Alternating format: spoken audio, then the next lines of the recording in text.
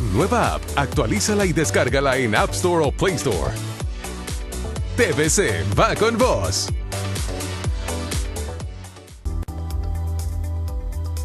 Muy buenas, bienvenidos al banquillo, gracias por seguir con nosotros. Hoy desarrollaremos un diálogo con uno de los altos mandos de la policía hondureña, con el director de la Policía de Investigaciones, el comisionado Rommel Martínez, para ampliar sobre el papel que ha desarrollado la Secretaría de Seguridad durante los últimos 4 meses. ¿Cuáles son las dificultades que han enfrentado? ¿En qué hemos mejorado? El papel del ciudadano civil en atención a los mandatos de la autoridad. Comisionado de Policía Rommel Martínez, gracias por estar con nosotros. Feliz noche. Muchas gracias, Rosendo. Muy buenas noches a usted y a toda su teleaudiencia. Para nosotros siempre es importante dar gracias a Dios por permitirnos compartir en estos espacios y por supuesto agradecer también a ustedes la invitación que con mucha gentileza nos hacen precisamente para tener ese canal de comunicación con nuestra sociedad y dar a conocer cuáles son los efectos de los esfuerzos que hace la institución, tanto la Policía Nacional como la Secretaría de Seguridad, para poder honrar el compromiso que deriva de la misionalidad que se ha instituido desde nuestra legislación. ¿Cuáles son los problemas más difíciles que han tenido que enfrentar en estos últimos 4 meses como ente policial de investigación, comisionado Martínez? Bueno, nosotros nos caracterizamos, Rosendo, por ser una institución muy estructurada. Hacemos planificación desde un año antes para poder generar aquellos esquemas que contrarresten la impunidad, hablando desde el punto de vista de las investigaciones, y para ello uno establece una planificación que va cumpliendo en la medida en que el año va transcurriendo. Obviamente dentro de esa planificación no se tenía contemplado esta causa sobrevenida de la pandemia y eso nos obliga a replantear muchas de las actividades que ya tenían establecido un orden lógico, tomando en cuenta la estadística y el comportamiento en materia criminal que había sido objeto de análisis el año anterior. La pandemia definitivamente, además de la misionalidad tradicional, nos obliga a cumplir con un nuevo rol porque obviamente esto impone a nuestro país, a nuestra región y al mundo entero un nuevo comportamiento, diversos niveles de control que no formaban parte de esa perspectiva que se había hecho el año anterior. Y en definitiva, cuando la planificación te trastoca de tal manera, obviamente siempre existen algunas brechas que requieren de un espacio de aprendizaje y de maduración para poder cumplir con efectividad no solo los roles anteriores, sino también los roles que van emergiendo en la medida en que el fenómeno o la afectación se va desarrollando. ¿Cuáles son los delitos de mayor complejidad que han tenido ustedes que atender en estos días difíciles que vive el país? Bueno, como Policía Nacional estamos atendiendo no solamente la normativa que deriva de una codificación penal, sino también aquella producto de los PCM que se han aprobado y publicado y que obligan al ciudadano a cierto confinamiento como una medida de prevención para evitar que los contagios sigan creciendo exponencialmente. En ese sentido, es complejo cuando la conducta del ciudadano es en desapego a esa nueva normativa y nos encontramos con la dificultad de requerir grandes volúmenes de personas y no tener quizás los espacios más adecuados para que estas personas puedan ser retenidas tal y como lo indica la norma.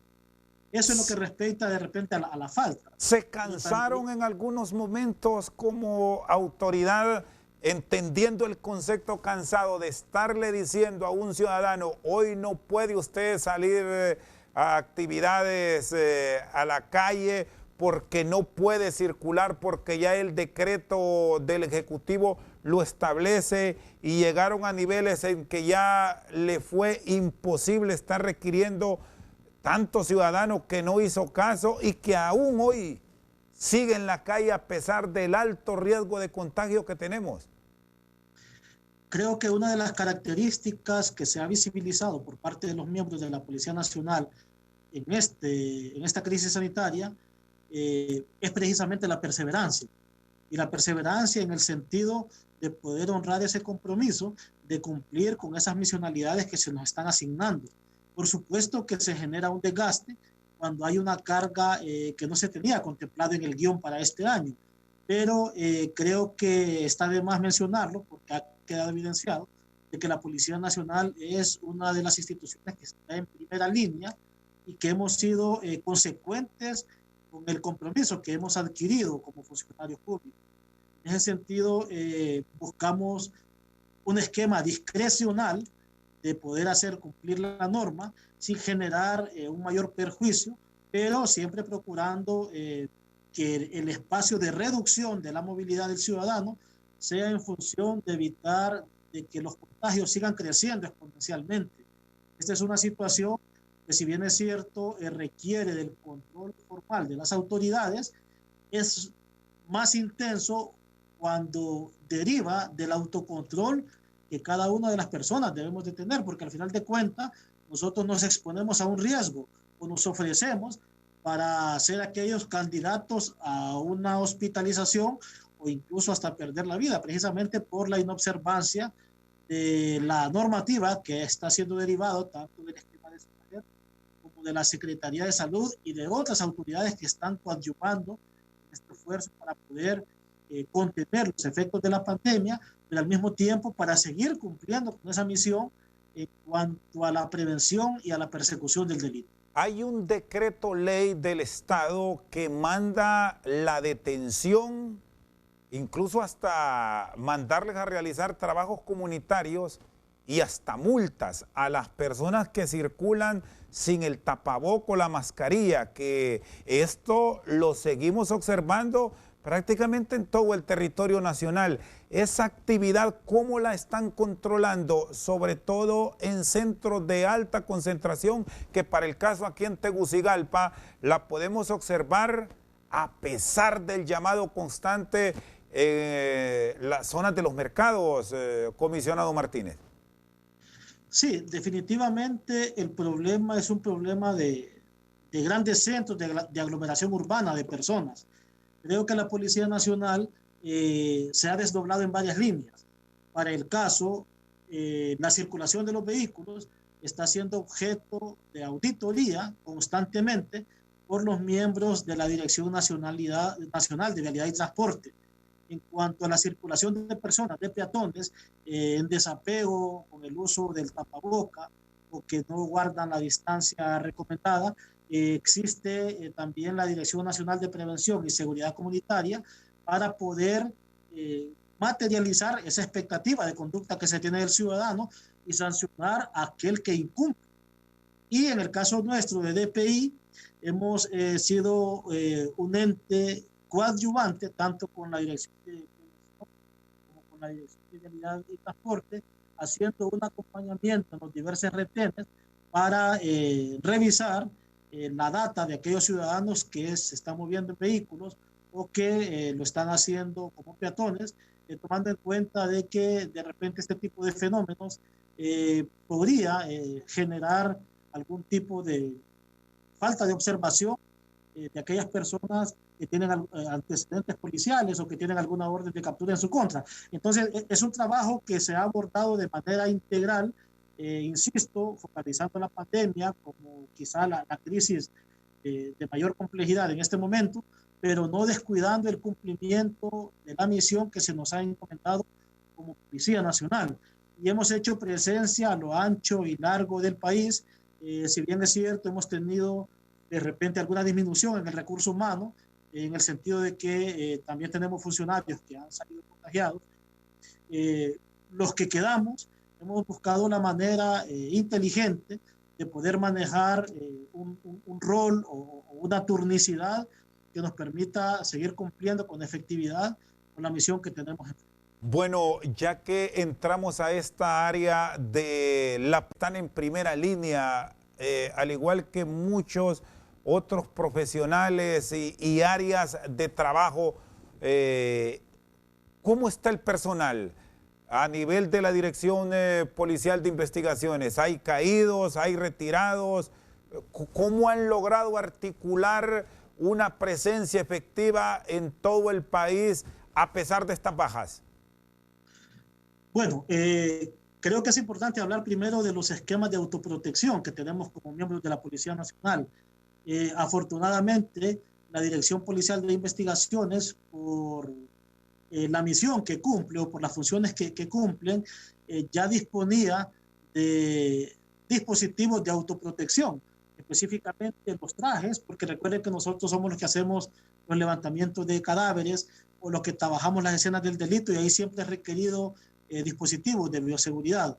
Ya teníamos guantes, ya teníamos cubrebocas, y cuando esta pandemia inició, nosotros incluso tuvimos la capacidad de aportarle a otras instituciones fuera de la Policía Nacional algunos de estos dispositivos, precisamente para garantizar un esquema de protección frente a las posibilidades de contagio. Entonces, en ese sentido, creo que la DPI era la institución en el país que mejor preparado estaba para un evento de este tipo. Por supuesto que fue algo espontáneo y no algo programado.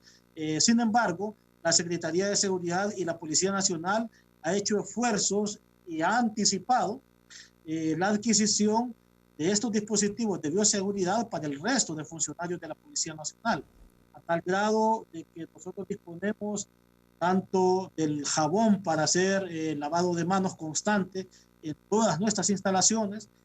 También se certificó los lugares en donde se elabora nuestros alimentos, porque obviamente estos podrían representar un foco de fácil contagio. Disponemos de gel de manos, disponemos de alcohol al 70%, incluso muchos de estos químicos nosotros mismos los elaboramos en el Laboratorio de Policía Científica de DPI, tanto de Tegucigalpa como San Pedro Sula.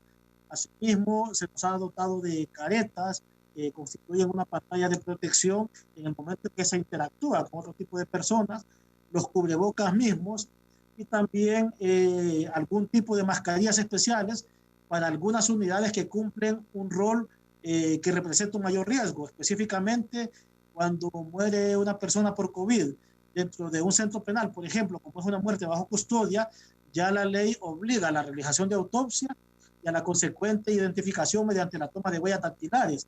Y ese es un trabajo que nosotros hacemos con medicina forense. En ese sentido, el funcionario que cumple este rol debe de llevar un esquema de protección máximo. Asimismo, cuando hay alguna persona que ha fallecido de manera violenta y que era portador de COVID, la ley obliga a hacer esa autopsia y el protocolo se apega a ello, y ahí hay participación de funcionarios nuestros también bajo un grado de mucha protección, porque obviamente son espacios que representan una facilidad de contagio. Por lo demás, la adquisición de estos dispositivos siempre va a ser necesario, porque recuerden que la mayoría de ellos son desechables, y para ello ya existen procesos a través de fideicomisos para la adquisición de este tipo de mecanismos de protección durante un buen tiempo, que es lo que se tiene contemplado como la fase crítica de esta pandemia. Está esta noche al banquillo con nosotros a través de TSI el director policial de investigaciones, comisionado Rommel Martínez. Vamos a una pausa y en breve seguimos desde TSI. Tu negocio preparado es un negocio conectado. Ficolink, el nuevo link de pagos con el que tus clientes podrán realizar compras de manera fácil, confiable y segura.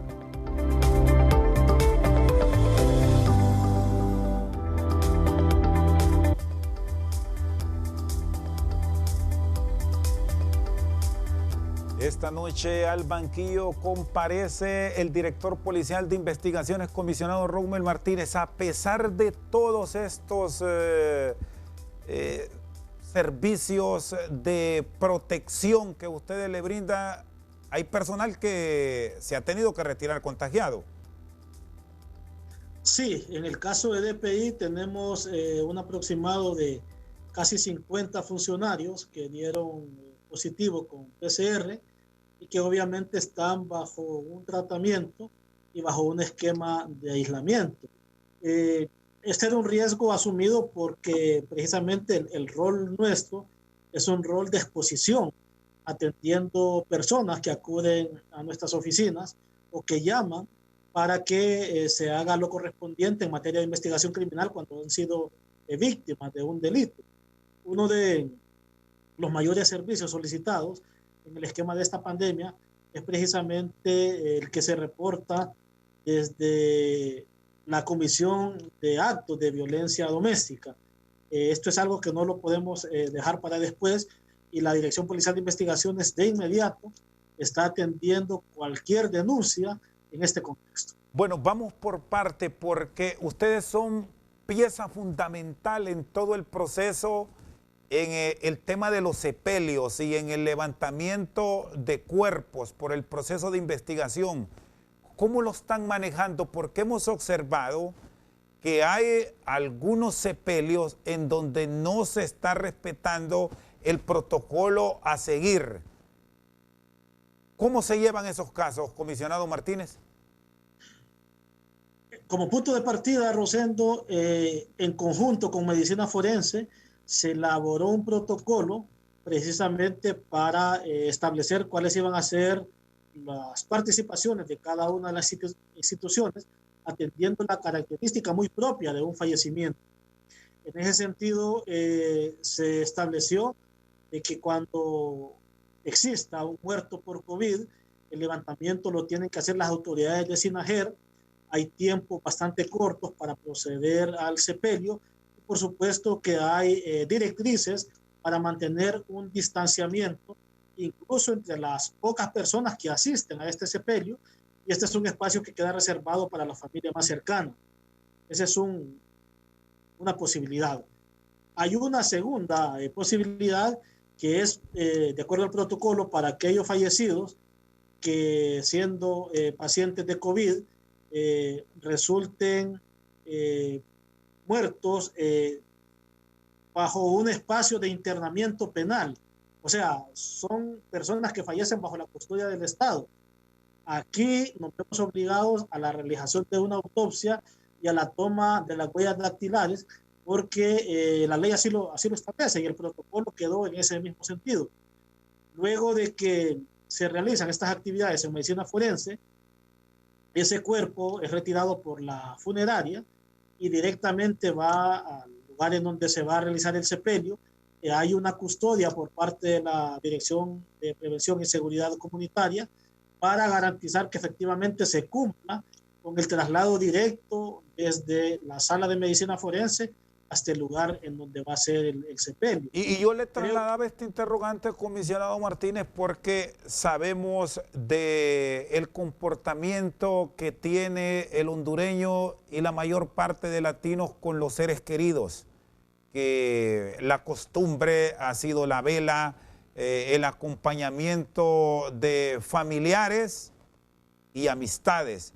Pero esto no se puede dar de tal forma ahora. Sin embargo, hay algunos casos, y por lo amplio y extenso que es el territorio nacional, que se han presentado violaciones a este protocolo y se ve la autoridad en la necesidad de intervenir, sobre todo cuando se obtienen denuncias a través de las líneas oficiales de que se están realizando velas, que son casos aislados, pero debemos decir, se presentan y pueden terminar siendo un foco de contagio, no del fallecido, sino del que vivo llegó a la vela.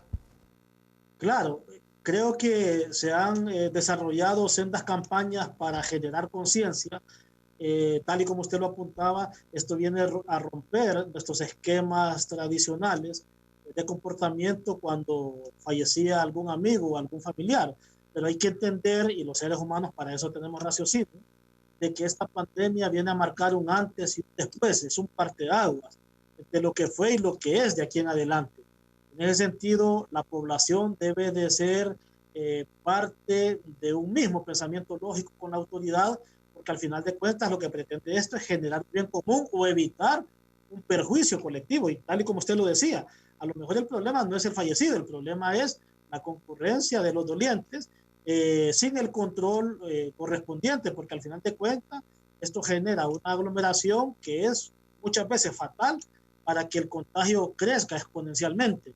Yo creo que aquí sería importante mencionar de que la Dirección Policial de Investigaciones en este esquema de pandemia generó un nuevo constructo operativo, que es la Unidad de Control de Riesgo Sanitario y Bioseguridad.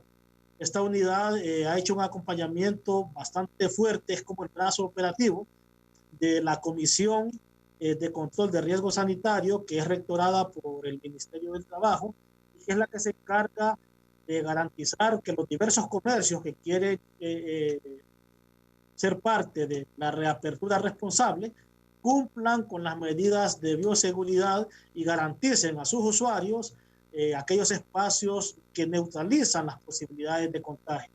Esta es una unidad muy novedosa que valía la pena mencionar. ¿Han tenido detenciones o les ha tocado acudir en llamado de atención a sitios porque se están infringiendo estas disposiciones, sobre todo con velas, o aún no han llegado denuncias?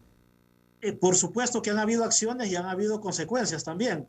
Generalmente cuando hay, por ejemplo, algún velatorio, la dirección actuante es la Dirección de Prevención y Seguridad Comunitaria. Quien llega al lugar inmediatamente cierra el lugar y dispersa a las personas que estén aglomeradas. Y se procede al entierro. Con los velatorios, pasa con algunos círculos irresponsables que organizan torneos de futbolito, por ejemplo, de fútbol, o partidos de baloncesto. Entonces es un constante esfuerzo que hay que estar haciendo para que la ciudadanía cumpla con estas normativas. Creo que una gran parte de la población sí está consciente del problema y su conducta es en apego a la expectativa que se tiene de ellos, pero siempre hay pequeños remanentes que contravienen este tipo de disposiciones y al final de cuentas son ellos mismos los que se ponen en riesgo. La Unidad de Control de Riesgo Sanitario y Bioseguridad de DPI tiene como 3 roles fundamentales, Rosendo. Un primer rol que hace trazabilidad para aquellos funcionarios que han sido objeto de contagio, y esa trazabilidad va dirigida a conocer de dónde proviene el contagio y a quienes pudo haber contagiado, porque indistintamente de que esta persona tenga un abordaje clínico, es importante también conocer cuál fue el entorno en el previo y en el después. Recuerden que nosotros, por nuestra función, tenemos que estar concurriendo a nuestros centros de trabajo. Una segunda función de esta unidad es precisamente velar por el cumplimiento del marco normativo, tanto de empresas como el ciudadano común y corriente. Y aquí se trabaja articulado con diversos entes. Por ejemplo, si son empresas las que voy a ir a auditar, me hago acompañar de representantes del Ministerio del Trabajo y también de representantes del Ministerio de Salud. Si lo que voy a ir a corroborar es la inobservancia de un velatorio, en tanto hay una aglomeración significativa de personas, me hago acompañar de la Dirección Nacional de Prevención y Seguridad Comunitaria. Y así sucesivamente. Una tercera responsabilidad de esta unidad de control de riesgo sanitario es precisamente la realización de labores de desinfección o de sanitización. Y esto es procedente cuando se revisan, por ejemplo, las cocinas en donde se elaboran los alimentos que consumimos los policías, o de repente algunas acciones de desinfección que se necesitan hacer en aquellos espacios donde ha estado una persona que fue contagiada por COVID, o que estaba contagiada por COVID y que interactuaba en determinado espacio reducido. Entonces nosotros tenemos los equipos para ello y aquí trabajamos de manera articulada con el cuerpo de bomberos. Comisionado Martínez, hemos tenido quejas y se entiende que en algunas ocasiones topó o hasta colapsó tanta llamada el 911.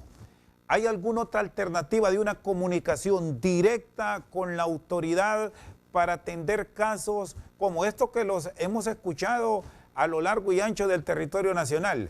Muchos siguen sin creer sobre el COVID, que hay encuentros, y ya usted señalaba, de fútbol, así en barrios de la periferia, situándonos en el caso de Tegucigalpa, juegos de basquetbol entre amistades, fiestas, ha sido común.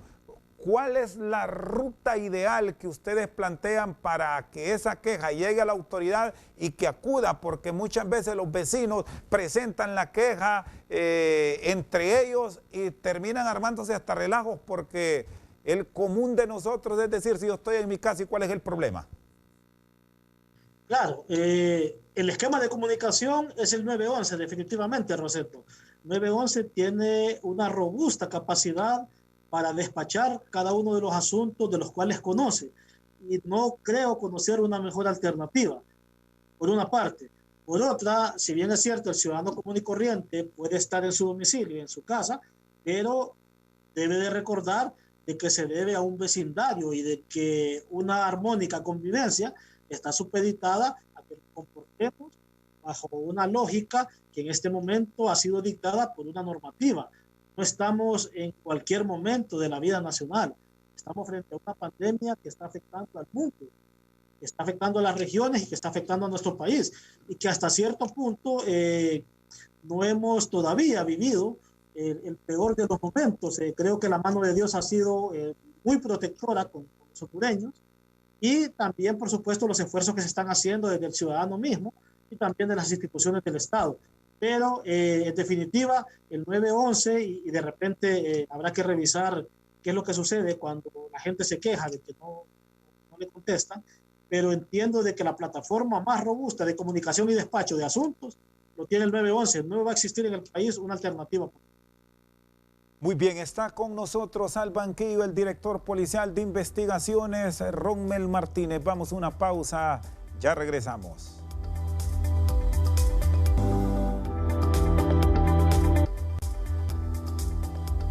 Seguimos al banquillo con el comisionado de policía, Rommel Martínez. Me hablaba de cómo han caído algunos delitos, incluso de alto impacto, como homicidios masivos, asaltos, frente al incremento de otros, como la violencia doméstica, y se entiende por el tema del aislamiento. ¿Qué registros puntuales tienen, comisionado? En cuanto a los homicidios, obviamente es visible la caída de la cantidad de homicidios durante el primer semestre del año. Quizá el confinamiento sea un factor muy importante para esta disminución, pero creo que no podemos desmeritar también las funciones y los esfuerzos que realizamos las instituciones, tanto en la prevención como en la persecución de los delitos. Otros delitos también se han disminuido considerablemente y es consecuencia lógica de esta situación sanitaria, como delitos contra la propiedad, robo de vehículos, por ejemplo, los secuestros, la misma extorsión. Eso presenta una considerable disminución. Sin embargo, delitos de convivencia, como la violencia doméstica, han generado un registro bastante sobredimensionado, principalmente en el esquema de atención de denuncias del 911, no así en el sistema de captación de denuncias de DPI. Y es obvio, porque la gente no puede salir con facilidad a interponer una denuncia, aunque nosotros tengamos los módulos abiertos para tomarla. Creo que la vía más expedita que ha funcionado en este espacio de pandemia para la denuncia de este tipo de delitos es precisamente las llamadas que se hacen al 911. Nosotros hemos fortalecido las unidades que atienden este tipo de denuncias ante el incremento, precisamente porque la no atención oportuna de un caso de estos puede generar en el transcurso del tiempo una consecuencia peor a la que ya se estaba generando con las aprehensiones.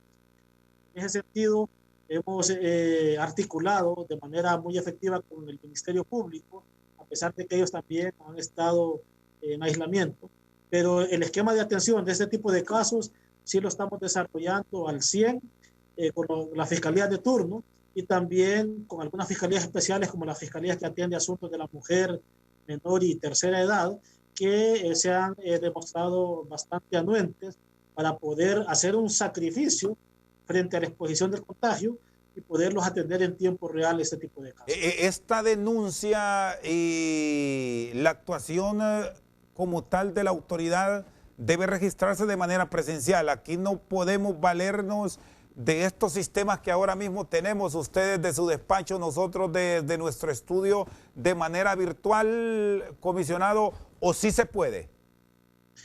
Bueno, la denuncia 911 usted la registra con una simple llamada. No, me refiero, comisionado, ya a la acción como tal. Un caso de violencia doméstica, un abuso, una agresión, golpes de un hombre hacia una dama, que es la mayor frecuencia del hecho. Sí, ¿La pueden registrar así como estamos nosotros o tiene que ser cara a cara el afectado o la afectada frente a un agente de ustedes?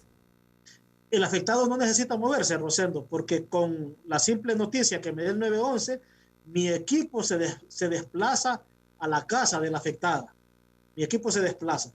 Ahí verifica las condiciones, las situaciones, y si es necesario imponer una medida de alejamiento al agresor, se hace de ipso facto, garantizando obviamente la seguridad de la denunciante, y en ese momento es que se formaliza la denuncia. Pero yo no puedo condicionar a que la ciudadana se mueva hasta mis módulos de atención, porque precisamente estaría poniéndole dificultad a ese acceso a la justicia, que es el sentido que todas las instituciones procuramos ahora. Con una simple llamada telefónica que se haga al 911, se informa a mi unidad de respuesta inmediata y es mi equipo el que se desplaza al lugar en donde supuestamente se está cometiendo el delito, y generalmente se imponen medidas de alejamiento obligatorias para el supuesto agresor, o si está en flagrancia se captura y se remite a los juzgados correspondientes. No importa la hora, no importa. Precisamente para conocer este tipo de casos. Aquí no importa la hora del hecho, si se registra una llamada, una petición de auxilio. Vaya, se me ocurre ahora a las 11 de la noche, ¿hay personal que se va a desplazar minutos después al hecho? Por supuesto, Rosendo, la unidad de respuesta inmediata es 24/7. Incluso los departamentos nuestros de homicidios, de robos, que ven otro tipo de delitos, siempre dejan un turno habilitado. Pero especialmente la URI, la unidad de respuesta inmediata, es 24/7. A cualquier hora que le llamen, a esa hora, nuestros funcionarios se desplazan a donde sea necesario. ¿Cuántos han detenido infraganti? ¿Tiene ahí la cifra, comisionado Martínez? Y no sé si les ha tocado casos que, aunque estamos bajo aislamiento, se han visto obligados como autoridad a ordenar que se retire ese individuo por agresor de su casa, y puede argumentar, ¿y para dónde me voy si yo solo tengo esta? Sí, creo que del 100% de lo denunciado, en un 70% se generan capturas en flagrancia. No tengo el dato exacto, pero por los reportes que a diario recibo, más o menos en un 70% se generan capturas en flagrancia. En cuanto a la dificultad que podría presentarse a un individuo al cual se le aplica una medida de alejamiento, es una dificultad que él mismo ha generado sobre sí. Y para nosotros lo importante es el esquema de protección de la denunciante. En ese sentido, él tendrá que buscar a dónde alojarse, porque la medida que se impone es de obligatorio cumplimiento. Y al final de cuentas, él se lo buscó. En ese sentido, tenemos un acompañamiento férreo de parte del Ministerio Público y principalmente de aquellas fiscalías especializadas, llámese la Fiscalía Especial que defiende los derechos de la mujer, o la Fiscalía Especial también que atiende los asuntos del menor o de las personas de la tercera edad. ¿Cuál es la frecuencia de actuar del individuo en la agresión? Me refiero a estar en estado de ebriedad, el aislamiento me perturbó, la situación económica y tantas otras acciones que provocan, podría ser desesperación, y estos actos de violencia que se dispararon, comisionado. Sí, creo que los móviles, y nosotros ya tenemos un análisis de eso, se han diversificado en cuanto a la comisión de este tipo de delitos. Y usted mencionó dos muy importantes. Primero, la presión económica que representa el estar aislado y no poder de repente asistir a un centro de trabajo, más aún cuando se trata de personas que viven del día a día. Y segundo, el estrés y el deterioro en la salud mental que esta crisis sanitaria ha ocasionado en todos. Y cuando digo todos, me refiero a todos. Creo que este tipo de problemáticas deben de ser abordadas también precisamente para poder neutralizar los efectos de la crisis sanitaria y no tener una focalización solamente en las muertes o en la cantidad de contagios. Lo de estado de ebriedad, creo que antes era como lo más recurrente, ha pasado casi a un segundo, a un tercer plano. La presión económica definitivamente agobia y obviamente los espacios de proximidad facilitan de repente el conflicto entre las partes. No debería de ser así porque los seres humanos formamos nuestra familia para tener una vida armoniosa y vivir bajo un paraguas de felicidad. Sin embargo, la complejidad misma del ser humano en determinadas ocasiones nos orillan a eso. Por supuesto que esto es inaceptable y para eso existen las leyes en el sentido de que no hay permisividad bajo ningún tipo de este tipo de conductas. La autoridad está para ello y creo que el esquema habilitado con mayor intensidad en este momento en lo que es la Dirección Policial de Investigaciones es precisamente el esquema de atención a situaciones de violencia doméstica. Bueno, revisando algunos datos que ha proporcionado la Fiscalía, la más alta incidencia, y se entiende, está a nivel del área urbana, en los grandes centros de concentración. Pero ¿qué han logrado establecer en cuanto a los rangos de edad? ¿Hay algún marcado acontecimiento hacia determinada edad o esto es abierto? Creo que hay un conjunto, hay un universo que formamos parte tanto de los esquemas de agresión como de los esquemas de quien es agredido, y es el rango entre 25 y 35 años. Pero aquí yo debo de tener el cuidado de no hacer una interpretación espuria, porque obviamente la población hondureña también se encuentra dentro de ese rango. Entonces requiere un análisis con mayor profundidad. Fuera de ese universo, poco a poco se va diluyendo la cantidad de eventos que involucran personas como agresores o como víctimas, menores de 25 años o mayores de 35 años.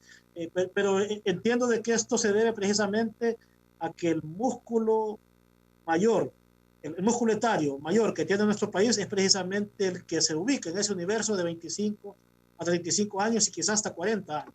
Pero es más fuerte o es más robusto en ese espacio etario. Está con nosotros al banquillo el director policial de investigaciones, Rommel Martínez. Vamos a una pausa y ya regresamos.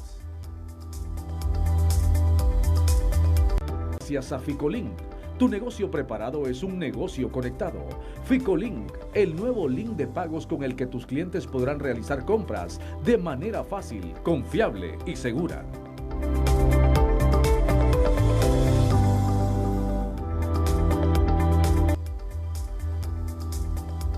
Seguimos al banquillo con el director policial de investigaciones, comisionado Rommel Martínez. Muchos líderes comunitarios se han quejado. Allá tierra adentro hay policías en todo el territorio nacional que no necesariamente son del municipio donde están, pero cuando les dejan libre o van francos, en el término militar que ustedes manejan, se van a sus pueblos y ellos son los que han llevado el coronavirus a sus comunidades porque no van a guardar el día libre a sus hogares, sino que van a pasear. Incluso hay algunos que se toman sus tragos, van a algunas reuniones. ¿Cómo controlan eso como autoridades superiores ustedes, comisionado? El sistema de descanso en la Policía Nacional en estos 4 meses de pandemia ha sido un sistema bastante riguroso, en el sentido de que los policías hemos estado espacios de tiempo bastante prolongados trabajando. Recuerdo yo que el primer fin de semana que se dio a los policías fue casi al filo de 2 meses de estar encerrados trabajando de manera continua. Y recuerde de que también el policía necesita una válvula de escape, una válvula que libere presión, porque yo debo de tener funcionarios también motivados y con todas las ganas de poder hacer un trabajo de manera profesional. En ese sentido, y como esto ha generado un aprendizaje, antes de que el policía salga de su franquicia o de su fin de semana, se procedió a hacer labores de triaje para garantizar, primero, que quien presentara algún tipo de síntoma fuese asistido clínicamente de inmediato. Y segundo, para que las personas que iban a disfrutar de su descanso precisamente no se convirtieran en vectores o en reservorio del virus que trasladaran desde los grandes centros poblacionales a los lugares rurales de nuestro país estos contagios. Obviamente el periodo de salida del policía está destinado para descanso, no para andar en fiestas, porque estaría violentando la norma, y nosotros como funcionarios públicos debemos de ser un ejemplo para el resto de la población. Es para andar participando en reuniones que aglomeren cantidad de personas que representan un riesgo, o para andar en partidos de fútbol. Yo creo que la población es el principal veedor de la conducta privada de nosotros los policías.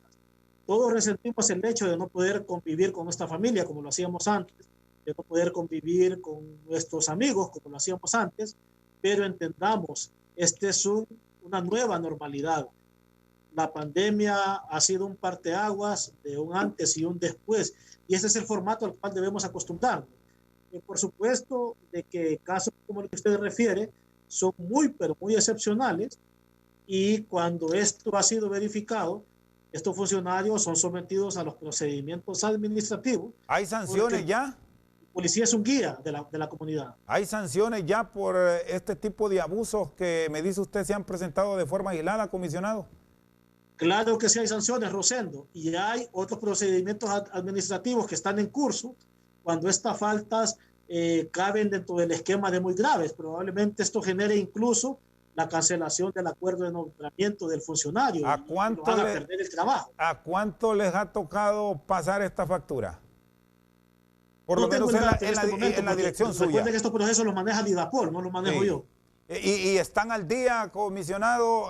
¿Mantienen a la tropa, a los efectivos motivados? Y cuando le digo están al día es con el pago, porque también debemos reconocer eso en la policía, que ha estado al frente de la pandemia en primera línea. ¿Está todo normal en cuanto a pagos? Sí, nosotros hemos recibido el pago en tiempo oportuno. El único mes que presentó un retraso fue el anterior, y casualmente el día de ayer recibimos nuestro pago. Gracias a Dios por ello, y también a los esfuerzos que hacen nuestras autoridades al nivel de Policía Nacional, el general director, y también el señor ministro, actuando como secretario de Estado en el despacho de seguridad. Creo que circunstancialmente a veces se dan algún tipo de desavenencias o algún tipo de escollos, pero lo estamos sorteando de manera efectiva. Por supuesto de que uno ahora con ese tipo de situaciones es más moderado en sus gastos, debe de ser más reservado en derrochar el salario o de repente adquirir situaciones que no son necesarias, y esto es parte del comportamiento al que nos obliga este tipo de circunstancias. El ser humano en definitiva debe de cambiar su modo de vida, y nosotros como individuos debemos también de redireccionar. Yo hacía cuentas con mi esposa y antes de la pandemia acostumbrábamos a por lo menos una vez durante la semana ir a un restaurante, y ahora que sacamos cuenta realmente era un gasto innecesario, porque a mi esposa le gusta cocinar y a mí me gusta comer de la casa. Entonces era algo totalmente innecesario. Bueno, y que muchos nos hemos vuelto hasta expertos de casa en compras, en el ahorro de hogar, que no fue común, sobre todo en los varones. Claro, claro, es un nuevo comportamiento. Y esa es una experiencia que hoy me la comparte usted como miembro de la policía. Qué bueno experimentar estos procesos, comisionado. Sí, yo creo que esa proximidad obligada, ahora estamos con una proximidad obligada, debe de ser satisfactoria y debe ser placentera, y volver a formatos simples de vida. Yo tuve la oportunidad de estudiar en México y en ese tiempo yo vivía con mi esposa y mis 2 hijos, ahora solo vivo con mi esposa, y en ese tiempo llevamos un formato de vida bastante simple en México, recuerdo. Vivíamos en un apartamento muy pequeño, solo había un televisor en el apartamento, entonces todos nos veíamos obligados a ver televisión juntos. Mi esposa cocinaba los alimentos, y me dicen mis hijos, que ya son mayores, yo ya tengo hijos bastante grandes, me dicen, papá, me dice, ese fue el episodio de vida que recordamos con mayor nostalgia, el tiempo que vivimos allá, precisamente porque fue un formato de vida bastante simple, nada de complejo. Yo no tenía ni vehículo, nos movíamos todos en transporte público, y eso en definitiva genera una satisfacción más allá de lo que uno puede comprar. Yo creo que esa es la enseñanza que este tipo de situaciones nos debe dejar a la humanidad: cuidar el medio ambiente, cuidar los recursos que tenemos, gracias a Dios, y no derrocharlos, cuidarnos unos y otros, y también valorar la oportunidad de trabajo que Dios nos ha dado y la oportunidad de servicio que la patria ha puesto en nosotros. Comisionado Martínez, cierro con usted como parte de la Policía de Investigación. Sabemos que este es un rol que ahora lo ha asumido las Fuerzas Armadas de Honduras. Sus consideraciones de lo que está pasando en los centros penitenciarios, donde ustedes tienen también procesos de investigación. Siguen las muertes violentas y con armas de fuego. ¿Cómo es que ingresan? ¿Qué debemos hacer como sociedad para tener un control de los penales, pero un control real y efectivo? Bueno, centros penales realmente es un tema que hay que abordarlo con mucha profundidad, porque esos son subsistemas completamente difíciles.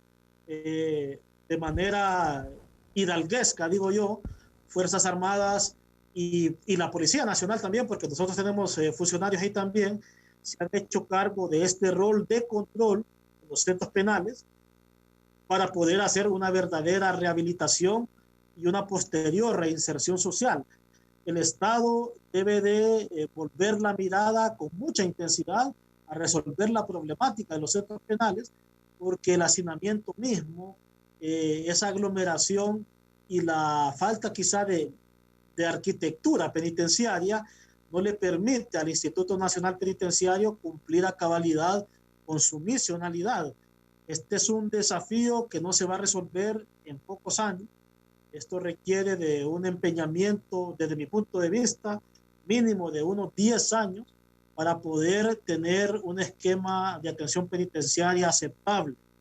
Es bastante complejo, y usted me refería a cómo ingresan armas a centros penales. Bueno, las personas que se encuentran internas tienen mucho tiempo, aquellas que insisten en esa habitualidad criminal, tienen mucho tiempo para ingeniárselas cómo hacer este tipo de ingresos. Los controles de los mismos funcionarios deben de ser casi a diario para evitar colusión desde los esquemas institucionales con los mismos internos. Hay una gran cantidad de población penitenciaria que sí tiene una conducta que se va moldeando a lo que la sociedad tenemos como expectativa de ellos, pero siempre hay un remanente que insiste en esa habitualidad criminal, y estas personas son las que requieren de un tratamiento segregado, desde mi punto de vista, y yo no soy especialista en centros penitenciarios, pero sí habría que hacer como alguna segregación que defina claramente aquellas personas que tienen muy poca posibilidad de ser rehabilitados. Y no digo que no pueden ser rehabilitados, claro que sí pueden, pero quizás sus posibilidades sean más bajas frente a otro tipo de internos. Yo, en definitiva, trato de congraciarme con las autoridades penitenciarias cuando ellos buscan de mi apoyo, porque entiendo de que ese es un mundo bastante difícil, y solo estando en los zapatos de quien dirige este tipo de institutos, uno puede, si acaso, descifrar qué tan grande es el problema, y de ahí viene el desafío de proponer las acciones para ir neutralizando ese problema. Muy bien, le agradezco, comisionado, muy gentil. Muchas gracias, Rosendo, bendiciones, sigamos cuidándonos todos, por favor, y que Dios nos proteja. El comisionado Rommel Martínez, director policial de investigaciones, con nosotros esta noche al banquillo. Por su sintonía, muchas gracias.